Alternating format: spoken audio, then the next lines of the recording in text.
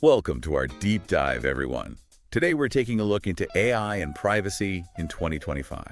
It seems like AI is everywhere these days. Yeah, it really does. Our phones, our homes, our toasters even. Yeah. But all this incredible tech comes with a trade-off. Our data. Yeah. We've got a script here that really digs into this, and it gets pretty thought-provoking. Are you ready to jump in? Absolutely. Let's do it. All right, so first, how about we talk about how AI is basically everywhere. Like, we got ChatGPT writing everything from emails to poems. We got smart cameras in our homes. Right. And even voice assistants ordering groceries for us. It's like we're living in a sci-fi movie for sure. Right. But is it worth the potential cost? Yeah. I mean, that's the big question, isn't it? I mean, Yeah. we've already seen real-world examples of AI data being misused. Right.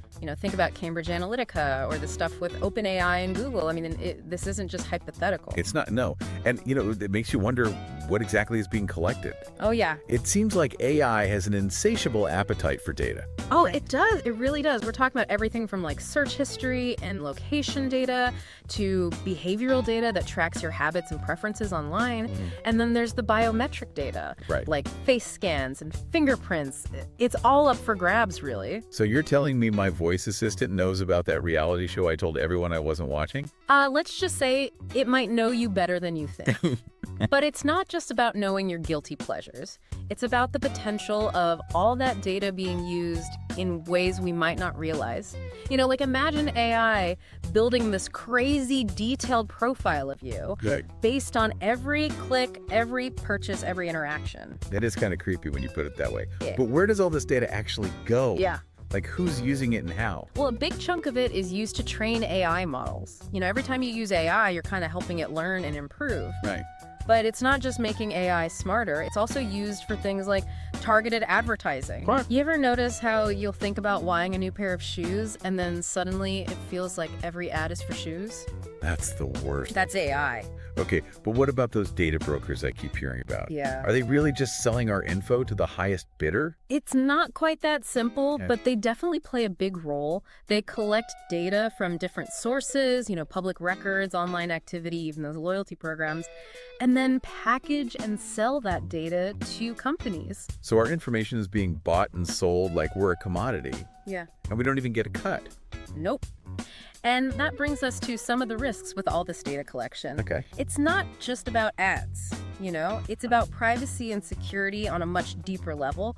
What happens if this data falls into the wrong hands? Yeah. Or if it's used to manipulate us without realizing it? Right, let's talk about those risks. Yeah. What are some things that could go wrong with all this data floating around? Well, for starters, there's the risk of privacy breaches. We've seen way more data breaches in recent years, hackers going after everything from social media to government databases. Right. And with so much personal information being collected now, the potential for harm is huge. So someone could hack into my smart home system and basically know my whole routine. It's a valid concern for sure. And it's not just individual privacy, This data can also be used for mass surveillance with governments and corporations tracking our movements, monitoring online activity, and even trying to predict our behavior. Yeah, that does not sound good. But beyond surveillance, is there a risk that this data could be used to, manipulate us? I mean, we're seeing algorithms shape our news feeds and influence our opinions on social media. Yeah. What happens when that same technology is used for other parts of our lives?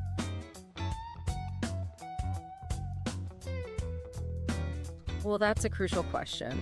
And the potential for manipulation is definitely there. Algorithms can be used to kind of nudge our decisions, shape our preferences, maybe even influence our voting behavior. Wow. And the scariest part is we might not even realize it's happening. This is starting to sound like an episode of Black Mirror.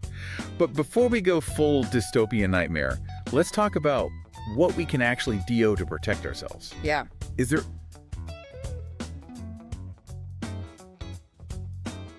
any way to deal with all of this without completely going off the grid?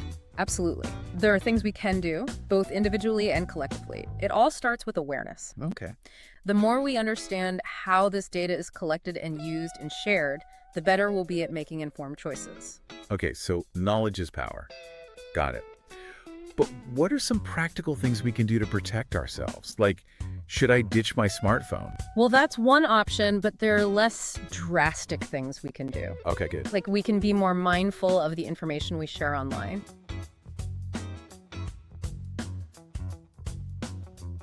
Right. You know, do we really need to post everything on social media? Yeah. Do we really need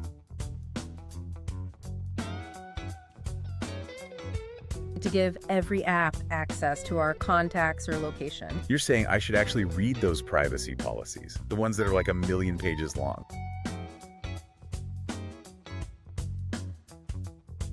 Well, at least skim them. Look for red flags like vague language about how your data is used or shared. And if you're not comfortable, don't use the app. Okay, so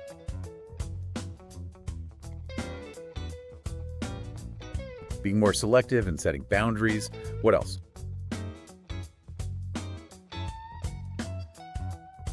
Don't forget about privacy settings. Oh, right. Most devices and apps have privacy settings that let you control how your data is used. Take some time and customize those settings. Huh. You know, you can limit the data that's collected and control who has access to your information, and even opt out of targeted ads. You know, I never really thought about it, but those privacy settings are like the control panel for our digital lives. Yeah, it's about taking back some control, you know, Right. some of that control that we've just given to these companies. And another thing we can do is be more careful about what companies we support. What do you mean? Well, think about it. Every time we use something, we're basically voting with our wallets. Yeah. And when we choose companies that care about privacy and use data ethically, we send a message that we value our data and we expect them to be responsible. So we can make a difference with our choices. I like that. But reading every privacy policy and all that sounds like a lot of work. It can be, yeah. But there are some resources out there to help us, Oh, good. like the Electronic Frontier Foundation and the Privacy Rights Clearinghouse. They have a ton of information about data privacy and even some tools and guides. Awesome. I'll Yeah. check those out. But what about those data brokers? Yeah. Is there any way to stop them from collecting and selling our information? It's tricky, but there are some steps we can take. Okay.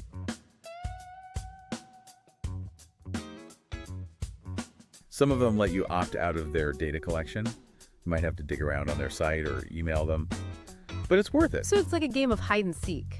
But what about data that's already out there? Can we erase our digital footprint? There's no magic eraser for our online past, unfortunately, but we can be smart about it. Okay. Like review your privacy settings on social media and limit data sharing, delete old accounts you don't use, and just think before you make something public. So it's about minimizing our footprint. It's a shame we have to be so careful, but I guess that's how it is now. Even with all these precautions, it feels like we're playing defense. Is there any hope for AI and privacy to exist peacefully? Oh, yeah. There's a growing movement for privacy-first AI. These are systems designed from the beginning to respect privacy. Yes. It's about building AI that can learn and get better without needing access to our most sensitive stuff. Privacy-first AI. Sounds too good to be true. Tell me more. It's a super exciting field.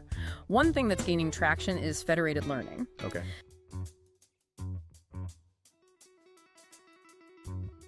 So instead of sending all our data to one central server, the AI model is sent to our devices. So it learns locally without ever actually transmitting our data. So the AI comes to the data. Yeah. That's pretty smart. But how does that actually work?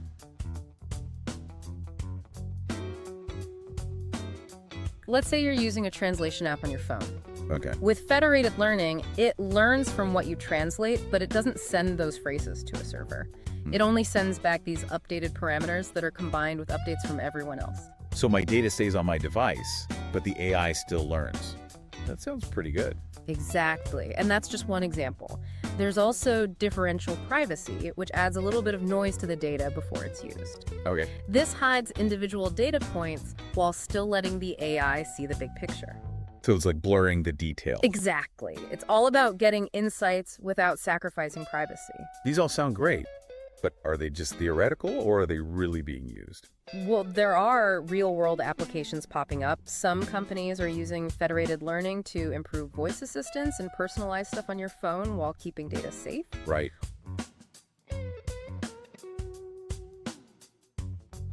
We're also seeing differential privacy used in research and healthcare. That's good to hear. So it's not just talking. These things are actually being used. Yeah.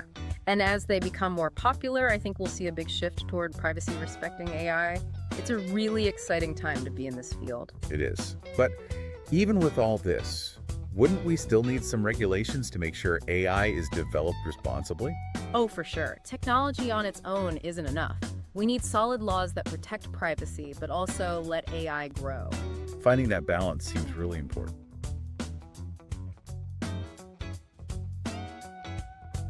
It is. It's about fostering innovation and safeguarding our rights at the same time. And that needs collaboration from everyone you know, policymakers, companies, privacy advocates. We all need to work together. And a tough challenge, but an important one. But what about the ethics of AI? How do we make sure AI is used for good, so it doesn't create new problems? That's a great question. We need to think about ethics at every step of the way. Right. From how we collect data to how we design algorithms to how we deploy these systems. And we need to make sure everyone has a voice. The people building AI should reflect the people it's going to affect. So it's about making sure AI benefits everyone, not just a select few. Exactly. And it's important to remember AI isn't neutral. Right. It reflects the values of the people who made it, so we have to be aware of potential biases and try to get rid of them. Yeah, it really does feel like a turning point.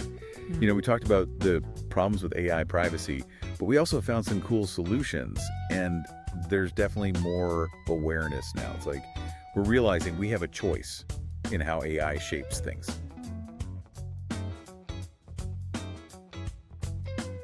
Yeah, totally. And that's so important, that we're not just letting things happen. It's not about being against AI. It's about wanting privacy and wanting tech to be used the right way. So how do we make that happen? Like, how do we go from just talking about it to actually doing something? Well, I think it starts with education. We need to understand how to deal with all of this digital stuff. Right. Like, we need to know our data rights and learn about these new privacy technologies and just stay informed about what's happening. So we need to be smarter about all this, not just going along with whatever. Exactly. We got to be critical thinkers, question things, demand transparency from these companies that are using our data. Yeah, makes sense. Don't be afraid to ask questions, read those privacy policies, and change your settings, make it work for you. So it's about taking control. But what about the bigger picture?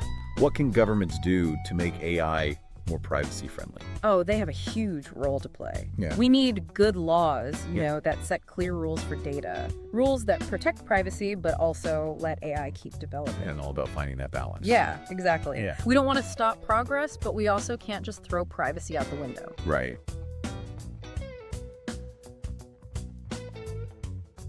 And that means everyone needs to work together, you know?